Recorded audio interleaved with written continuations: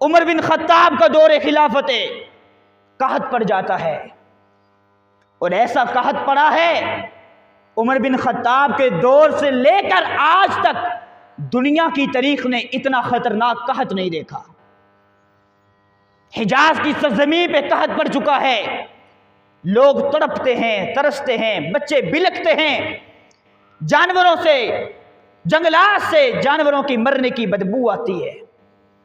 और एक रिवायत में आता है, सहाबाई किराम फरमाते हैं उस कहत के अंदर हमारे जानवर इतने तड़पते थे, जब वो चीखने लगते थे हमसे उनकी चीखों पुकार बर्दाश्त नहीं होती थी, हम फौरन छुरी पकड़ के उनको ज़बह कर दिया करते थे।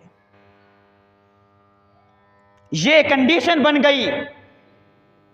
अब्दुर्रहमान बिन औफ शाम चले गए, अनाज खरीदा, गल्ला खरीदा मुसलमानों के लिए। इतना गल्ला खरीदा, इतना अनाज खरीदा, जब उस अनाज को मदीना भेजने की बारी आई तो 700 ऊंट उन्होंने किराए पर लिए और उन किराए के ऊंटों पर उस अनाज को लाद कर मदीना की तरफ रवाना किया। 700 ऊंट।